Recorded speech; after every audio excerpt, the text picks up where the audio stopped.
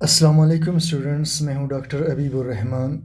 Students, हम electro negativity और electron affinity से रिलेटेड एमसीक्यूज़ डिस्कस करने वाले हैं। अच्छा, पहला एमसीक्यू है electro negativity of beryllium is approximately equal to that of. Electro negativity beryllium की तकरीबन बराबर है किसके? क्या एल्युमिनियम के बराबर है, मैग्नीशियम के, बोरॉन के या सोडियम के? अच्छा जनाब, इसके लिए हम क्या करेंगे? हम चेक करेंगे कि इनकी इलेक्ट्रोनेगेटिविटी है कितनी, इन तमाम एलिमेंट्स की। तो इसके लिए हम सबसे पहले पीरियड 2 को लिखेंगे। पीरियड 2 में आता है लैला बेगम बी सी नौफ, ठीक। और पीरियड 3 में आता है ना मांग अल्लाह से पाकिस्तानी साइकिल। अब जनाब इनके हम इलेक्ट्रोनेगेटिविटीज़ को लिख लेते हैं। इसकी इलेक्ट्रोनेगेटिविटी है 1 और इसकी है 1.5। 0.5 का इजाफा करेंगे 2, 2.5, 3, 3.54। अच्छा, यहाँ जो है 0.9 है, इसके बाद 3 पॉइंट्स डालेंगे 1.2, 1.5, 1.8, 2.1, फिर इसमें 4 पॉइंट्स डालेंगे 2.4, फिर 5 पॉइंट्स डालेंगे तो 3। अब जनाब वो हमसे पूछ रहा था, सवाल में वो हमसे पूछ रहा था कि electronegativity of beryllium is approximately तकरीबन बराबर है किसके? तो भाई साहब इसकी जो इलेक्ट्रोनेगेटिविटी है वो आप देख ले बिल्कुल एल्युमिनियम के बराबर है। तो आंसर हुआ एल्युमिनियम। ठीक हो गया जी, आंसर क्या हुआ जी? एल्युमिनियम। सेकंड क्वेश्चन पे चलते हैं। An atom with high electronegativity generally has. एक एटम जिसकी इलेक्ट्रोनेगेटिविटी ज़्यादा है, इसका मतलब है कि वो इलेक्ट्रॉन को ज़्यादा खींचता है, ठीक है। तो जिसकी इलेक्ट्रोनेगेटिविटी ज़्यादा होगी, अच्छा, tendency to form positive ion, क्या वो पॉजिटिव आयन बनाएगा? नहीं जनाब, पॉजिटिव आयन वो बनाता है जिसकी इलेक्ट्रोनेगेटिविटी कम हो, क्योंकि वो इलेक्ट्रॉन देगा तो पॉजिटिव होगा। अच्छा, लार्ज एटॉमिक साइज। अच्छा, बड़ा एटम भी हमेशा जो है, बड़ा एटम हमेशा इलेक्ट्रॉन देता है, तो हाई इलेक्ट्रोनेगेटिविटी इसका भी नहीं होता। High ionization potential. High ionization potential का मतलब है जिससे इलेक्ट्रॉन निकालना मुश्किल हो, जिससे इलेक्ट्रॉन निकालना मुश्किल हो। तो जिससे इलेक्ट्रॉन निकालना मुश्किल है, इसका मतलब है कि उसने इलेक्ट्रॉनों को ज़ोर से खींचा है। तो जब उसने इलेक्ट्रॉनों को ज़ोर से खींचा है तो इलेक्ट्रॉन को वो ज़्यादा खींचता है, लिहाजा वो हाईली इलेक्ट्रोनेगेटिव है। तो हमारा आंसर ये हुआ। The property which shows decreasing trend across the period. अच्छा, वो खसूसियत जो कम होती जाती है पीरियड में, वो खसूसियत जो कम होती जाती है पीरियड में, लेफ़्ट टू राइट, तो वो एटॉम आयोनाइजेशन एनर्जी है? नहीं जी, ionisation energy left to right बढ़ती है।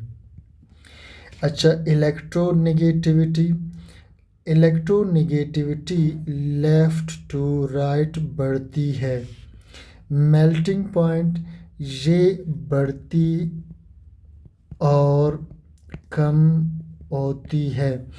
तो लास्ट हमारे पास रह गया एटॉमिक रेडियस, जो हमारा आंसर है। और एटॉमिक रेडियस वो प्रॉपर्टी है जो left to right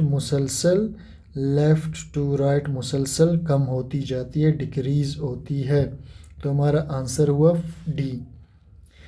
N element having high ionization energy, यानी एक एलिमेंट है जो इलेक्ट्रॉन को हाई आयोनाइजेशन एनर्जी यानी जिससे इलेक्ट्रॉन निकालना मुश्किल है।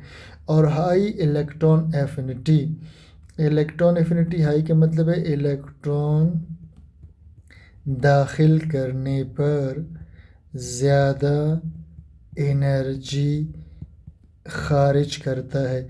अच्छा, जो इलेक्ट्रॉन दाखिल करने पर ज़्यादा एनर्जी खारिज करेगा तो वो इलेक्ट्रॉन को ज़ोर से खींचता है। ठीक हो गया जनाब। अब आ जाए सवाल पर। An element having high ionization energy and electron affinity is belong to, क्या वो ग्रुप 1 से ताल्लुक़ रखेगा? ग्रुप 1 में लिथियम, सोडियम, पोटाशियम, रुबिडियम वगैरह है। और हमें पता है ग्रुप 1 के एलिमेंट्स इलेक्ट्रॉन देते हैं, तो जो इलेक्ट्रॉन देते हैं तो वो ना तो अपने अंदर दाखिल करते हैं, ना इलेक्ट्रॉन उससे निकालना मुश्किल है। बी, अच्छा ग्रुप 7 ए, तो इस पर हम बाद में आते हैं। सी में है ग्रुप फर्स्ट बी, जिसमें बेरिलियम, मैग्नीशियम, कैल्शियम वगैरह है। तो ये तो इलेक्ट्रॉन देते हैं, इससे इलेक्ट्रॉन निकालना आसान है, जबकि हम वो देखते हैं जिसमें इलेक्ट्रॉन निकालना मुश्किल। अच्छा ग्रुप 8 ए, अच्छा ग्रुप 8 ए के साइज़, इनके साइज़ छोटे हैं, इनसे इलेक्ट्रॉन निकालना मुश्किल है। लेकिन अच्छा जी, हम कह रहे हैं कि जी ऐसा एलिमेंट जिसकी आयोनाइजेशन एनर्जी भी ज़्यादा हो और इलेक्ट्रॉन एफिनिटी भी। अब देखिए आयोनाइजेशन एनर्जी ग्रुप 8 की सबसे ज़्यादा है, लेकिन इलेक्ट्रॉन एफिनिटी ग्रुप 8 वालों में नहीं है, क्योंकि ग्रुप 8 वालों के आखिरी शेल के 8 इलेक्ट्रॉन्स पूरे होते हैं। तो जिसके आखिरी शेल के 8 इलेक्ट्रॉन्स पूरे हों वो इलेक्ट्रॉन को नहीं ले सकता। तो इसमें यानी ग्रुप 8 वालों में इलेक्ट्रॉन एफिनिटी सिरे से होता ही नहीं है। तो हमारा आंसर कौन सा हुआ? ग्रुप 7। तो ग्रुप 7 से इलेक्ट्रॉन को निकालना भी मुश्किल है और ये इलेक्ट्रॉन दाखिल करने पर सबसे ज़्यादा एनर्जी भी खारिज करते हैं।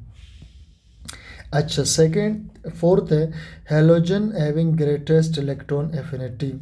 अच्छा जी, फ्लोरीन की इलेक्ट्रॉन एफिनिटी था 322 और क्लोरीन का था 349 और ब्रोमीन और आयोडीन का इससे भी कम था। ठीक है, ये कम था और ये कम था, तो सबसे ज़्यादा किसके जी? क्लोरीन का है। The shielding effect is also called, shielding effect को स्क्रीनिंग इफेक्ट भी कहते हैं। ठीक है। The power of an atom to attract shared pair of electron, ये तो इलेक्ट्रोनेगेटिविटी का डिफिनेशन है। Which one of the following element has greater electronegativity value?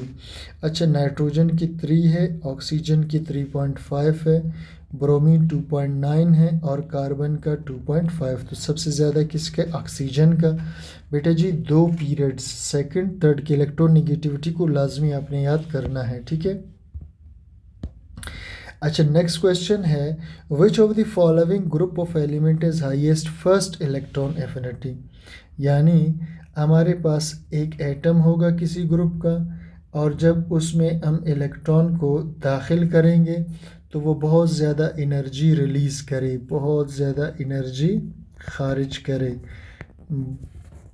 बहुत एनर्जी खारिज करे।